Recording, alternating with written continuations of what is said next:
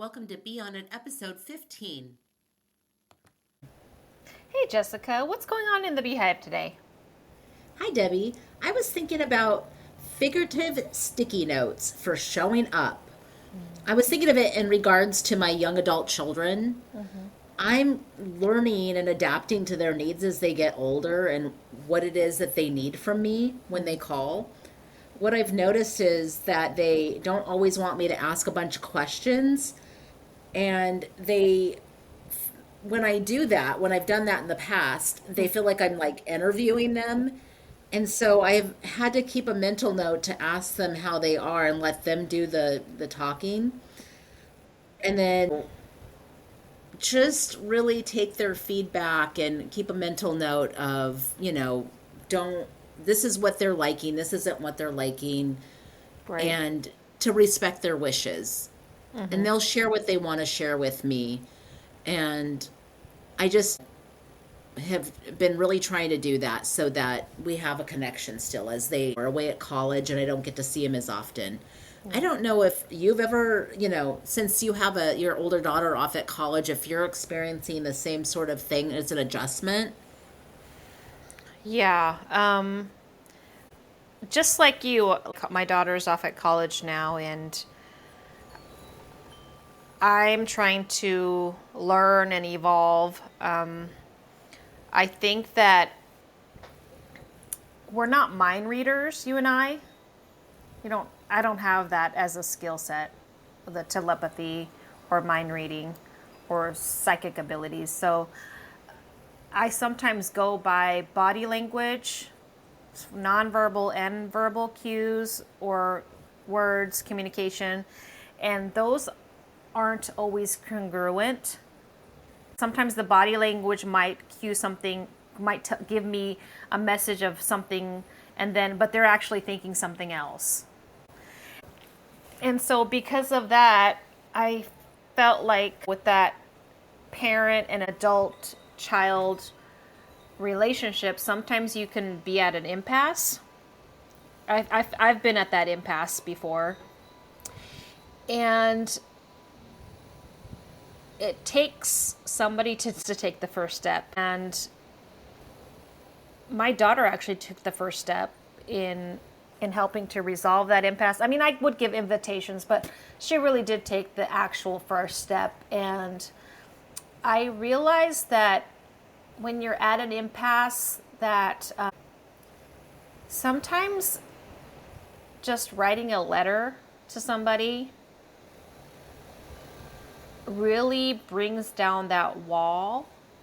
And then once that wall is down, you can be more vulnerable with your young adult child. It's hard to even call them a child, your young adult as a parent. So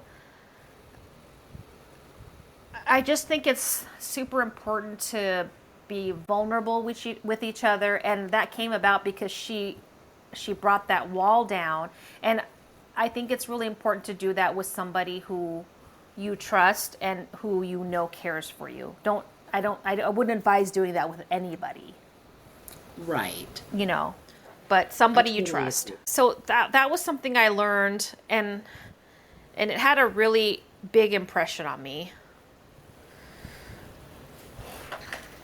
Do you feel like it changed how you view each other? This, because I know it's an adjustment for her just as much as it is for you, and it's a constant learning situation because we're navigating away from raising a child to now supporting and a support role with our young adult children, and so I feel like I'm constantly trying to balance what they need and respect their wishes and but yet get to know who they are without Yeah. asking too many questions. It's so hard.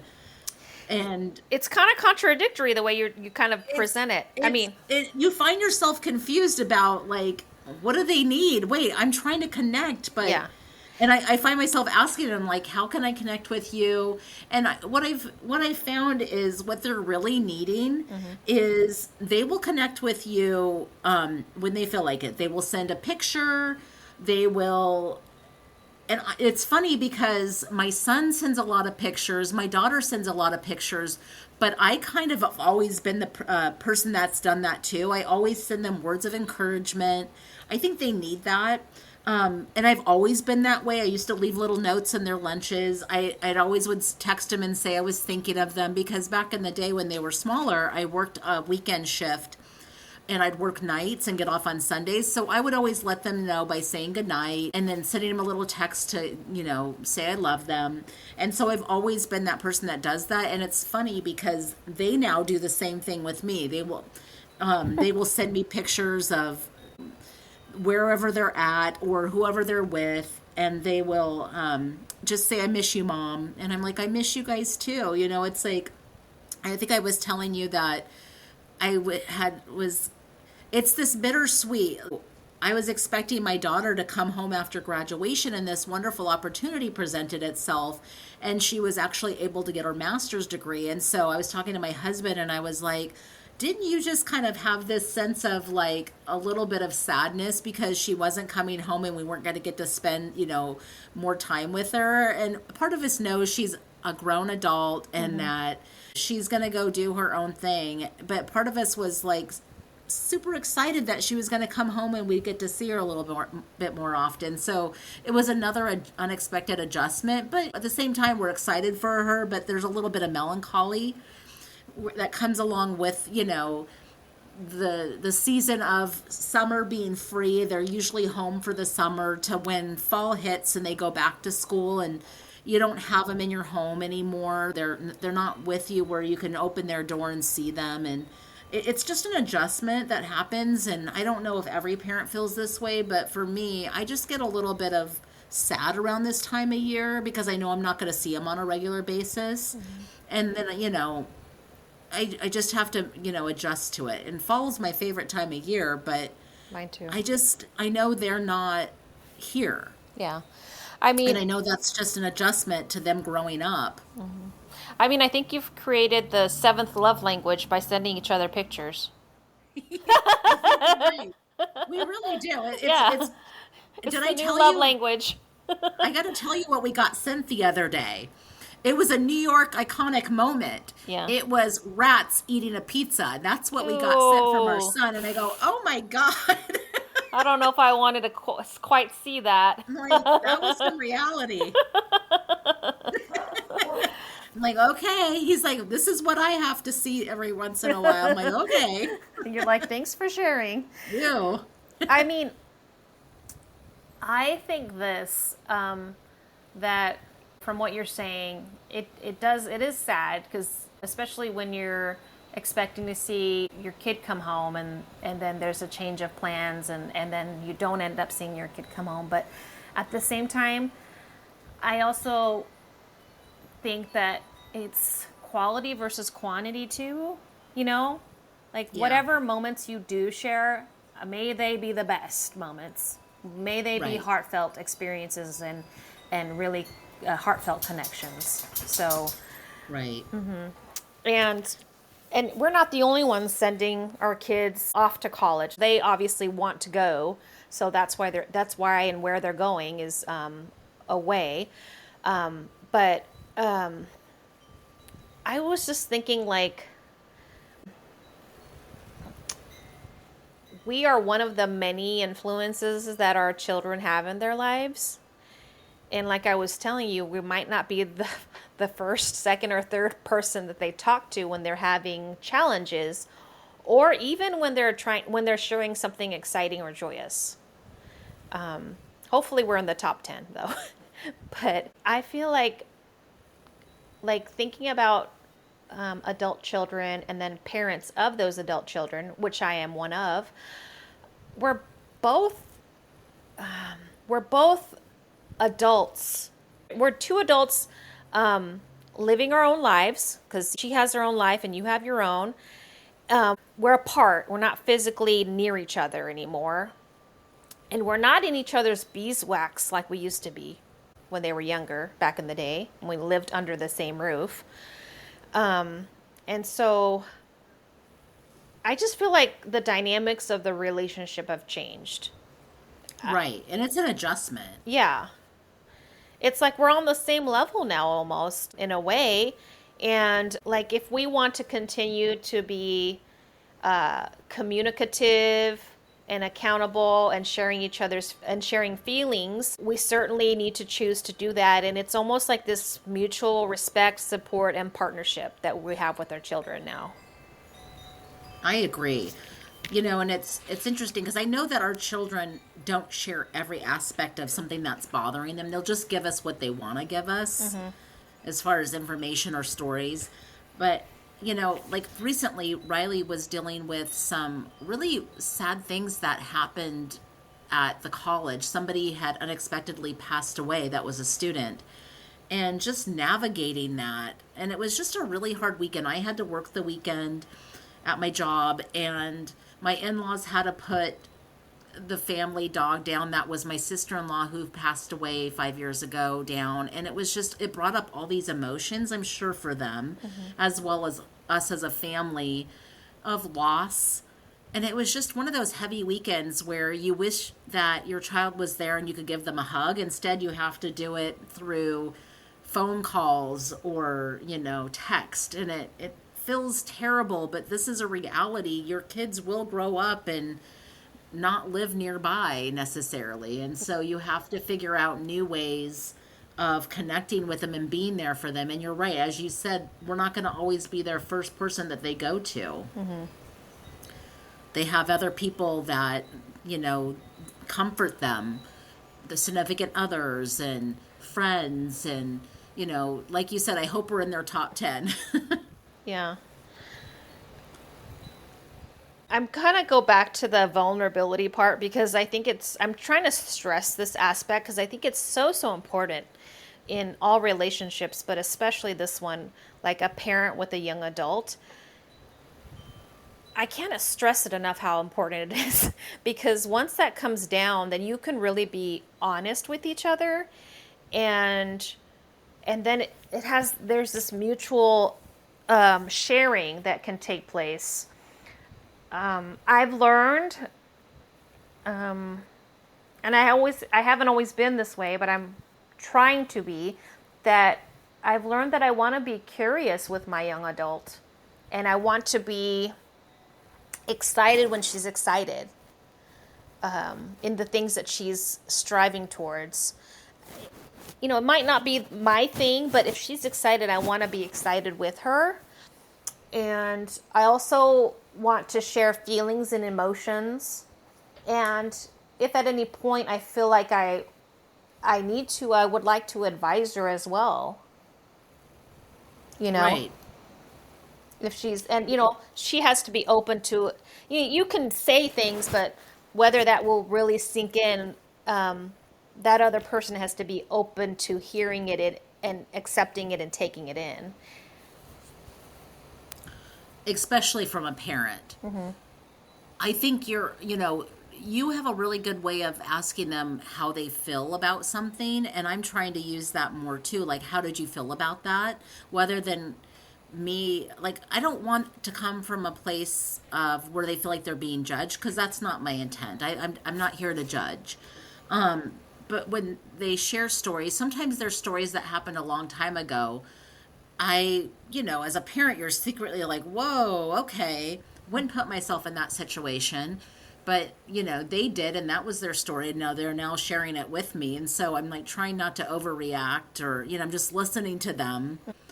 And if they ask for feedback, I give it. Otherwise, I'm like, okay, what did you learn from that? So I liked that you do that. And I'm taking that on more, because in the past I would over catastrophize, even with something in the past that I couldn't change. I'd be like, whoa, what were you thinking? But even that question of what you learned, what did you learn from that? I don't know Yeah. I don't know that they want to hear that, to be I don't know if honest. they want to learn from, I don't know if they want to hear that, Or but they may not want to hear us ask them that, I guess. maybe not. I don't know. I think it depends on your kiddo, but I'm like, well, what are you going to do differently? Is sometimes a question that I ask. If you didn't like this result, what can you do differently? So there's a big communication piece, in knowing Communication for for everything. everything. It's Yeah. like, yeah, exactly. Sorry to cut you off, No, but no. yeah. Yeah, but I think we were on the same page. Communication for everything. Communication and knowing about things that they've experienced. Communication and knowing what they like and what they don't like Right. in the And relationship. respecting their wishes when they tell you what they don't like. And and and then I talked about, right, just if they want advice, then we want to provide that for them, but not in a preachy way, but more in a way of, I've had experience, I have a relatable experience, or I know this third party who's had a relatable experience, and this is what happened. And just for them to take that in so that they can make informed decisions, because they're going to make a decision one way or another. Right. I agree with you. And there's no, you can't tell them what to do. They don't want to be told what to do. They're adults. They can make their own decisions. But you can, I think that sometimes kids forget that we were young once too, and that we did things that we regret or that, we learned from, that, we actually might have an opinion about something or some thoughts on. And they don't necessarily want to hear that. But I think when you can give them something that's relatable, so and so experienced this and this is, what they learned, maybe that will help them to make, like you said, an informed decision in the future. I think we're all navigating this world and we're always learning. And I think that kids that age they're out on their own for the first time. And it's exciting, but then it opens you up to experimenting with new situations. Safety is big. So there's a bunch of areas in which we could advise our kids. I think the main thing, though, is that we want our relationship to grow together.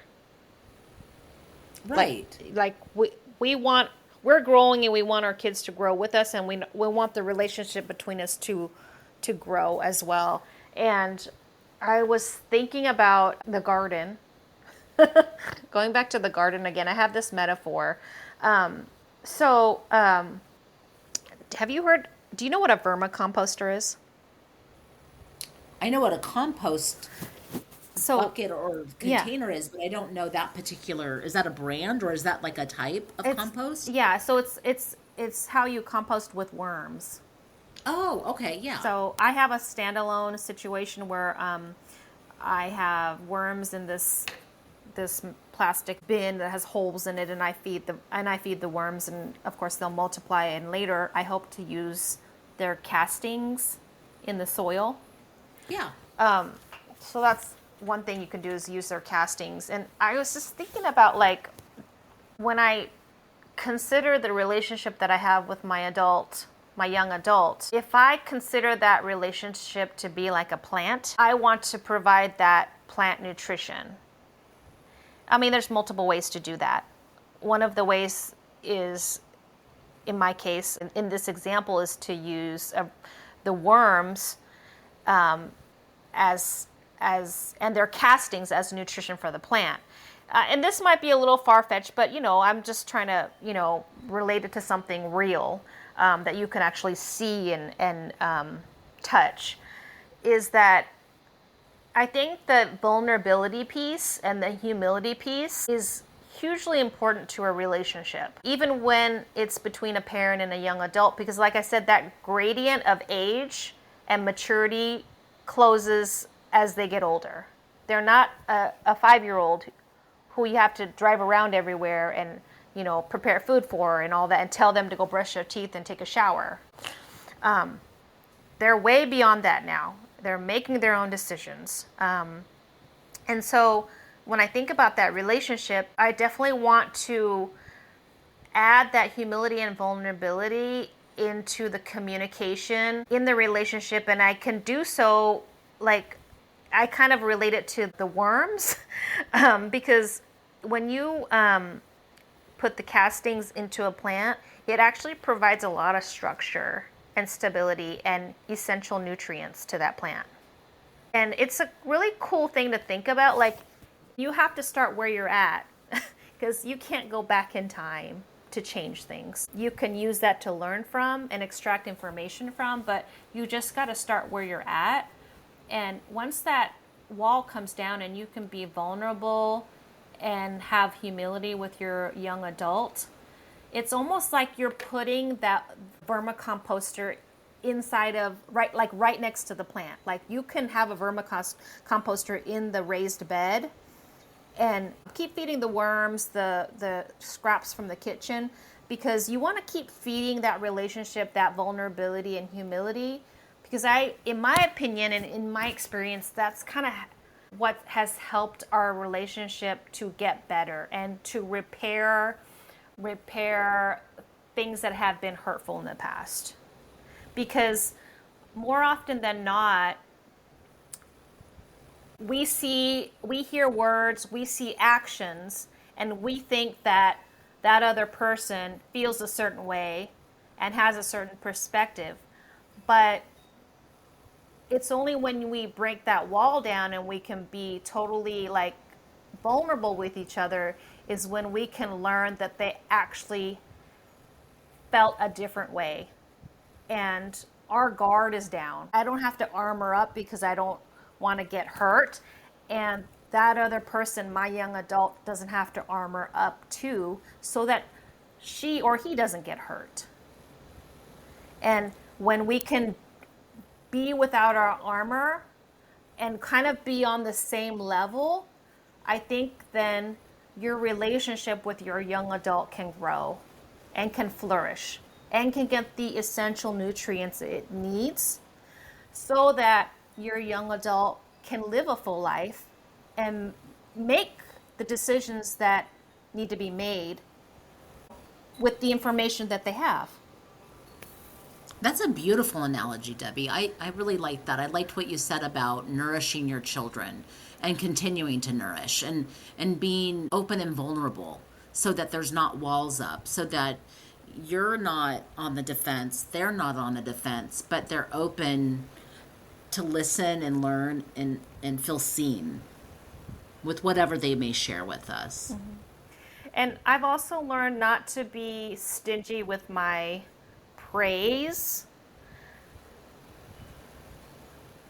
because I've done that in the past, and it's partially my personality, kind of the introvert in me, and partially because I felt like I wanted my kids to do things because they wanted to do them. I didn't want them to try to do things to earn my praise. I wanted for them to do things because they enjoyed doing them or they found value in them or whatever it may be. So I've learned that I need to be a little more communicative with my feelings and especially my praise.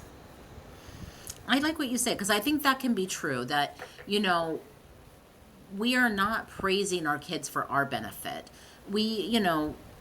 For me, I've always encouraged my kids to do the things that they like, that are interested in. And I might not like it, but I'm happy that they're finding something that they feel fulfilled in. Yeah. And so I just always try to let them know that I'm proud of them, that I know that sometimes things can be really rough and hard, but this was the most recent conversation that I know getting your master's degree is rough. It's not easy. It's tough. And you're dealing with a brand new environment, brand new people, brand new community. And it's like you have to start over, and that's never easy. And I'm proud of you for being a really great human being and really pushing through your, being uncomfortable and getting to know people and just following your things that you love to do. I just try to encourage in that way, because I really am. I mean, their happiness makes me happy, and when they're sad, it makes me sad. Or when they're going through a rough time, it's like you just want to hug your kids and be there for them. And I think we are. It's just looking different because we have to do it virtually at times. Mm-hmm. And they need that validation. And they really do. Yeah, and they need that mirroring. We could be a mirror for our children. I mean, and that's what happens during therapy. I mean, when you go see a therapist, half the time they're just mirroring your responses. And then from there, you choose to make a change or you choose not to make a change. Right. I I loved this topic of conversation. If you guys like what we're all about, join us next time. Bye. Bye.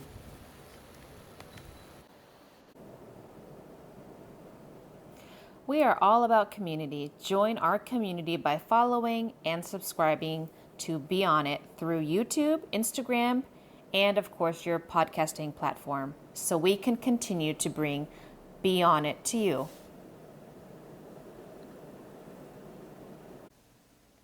Just so you know, this is for entertainment purposes only. We are speaking from our lived experiences and are not licensed therapists.